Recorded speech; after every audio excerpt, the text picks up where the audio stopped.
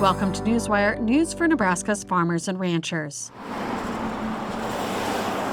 Congress is back in session, and with regards to expected agriculture policy to be discussed this year, Farm Bureau is gearing up for the debate on the Farm Bill. The Farm Bill is a critical tool for ensuring our nation's food supply remains secure, and it's set to expire this year. It's probably going to be more of an evolutionary versus revolutionary farm bill. A lot of the same programs we've had before, but certainly, you work on tinkering them. You work on what you can do to try to make those programs better. And so we've, through our policy development process, have made some changes to policy, added some things to policy. And so we're going to spend a lot of time this year talking with our senators, our House members, about ways that we can try to make and that they can help make the farm bill better for the overall profitability of farm and ranch families. Senior Director of National Affairs Jordan Duke says resolutions brought forward by members and set into policy at the American Farm Bureau annual meeting is driving Farm Bureau's policy priorities for the Farm Bill. But protection of crop insurance remains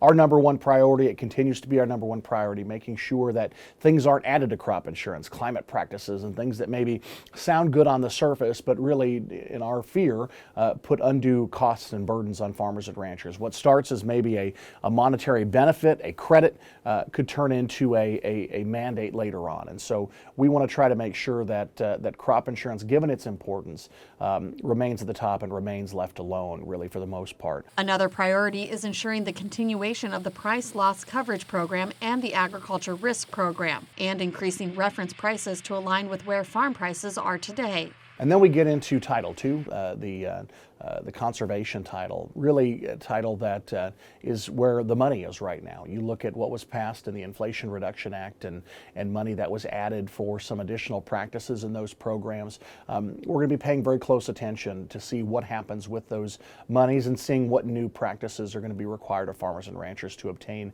maybe some additional funds through EQIP or CSP. So we're going to be watching those really closely. Duke says another question that pops up every 5 years or so, is it a farm bill or a food bill, or both? The Farm Bill includes nutrition programs intended to ensure the most vulnerable have access to healthy, affordable food. We will probably be talking about our first $1 trillion farm bill. We look at things on a 10-year period, so $1 trillion over the course of 10 years. And so you look at where that nutrition title sits, about 80% of that, about 1.1, about $1 trillion of that is just the SNAP program itself. And so how does that impact the rest of the bill? How does that impact the political future of that bill? That's all going to be up in the air. And so we're ready for that. We hope you are too, and we hope farmers and ranchers are ready to make their voices heard on Capitol Hill on ways that we can, again, try to make this farm bill better and then try to get it across the finish line. Representing Nebraska, Senator Deb Fischer serves on the Senate Agriculture Committee, and Congressman Don Bacon serves on the House Agriculture Committee. Nebraska Farm Bureau looks forward to working with both representatives to move Farm Bureau policy forward. And Duke says there are several opportunities for members to be more involved in the Farm Bill process, from legislative update calls to field hearings with members of Congress.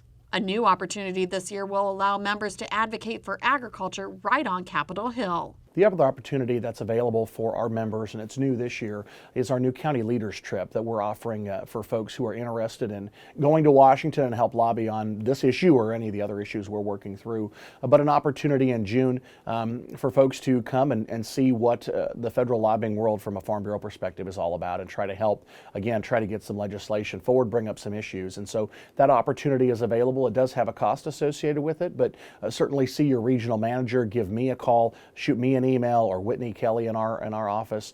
You can certainly contact us if you're interested in that trip. We have a March 13th deadline if you are interested in doing that and signing up, so it's coming up pretty quick. But if you're interested in participating in that new program, please let us know as soon as you can. For more information on the county leaders trip, contact Whitney by emailing whitneyk@nefb.org. Visit nefb.org and follow us on Facebook and Twitter for more. Thanks for watching Newswire.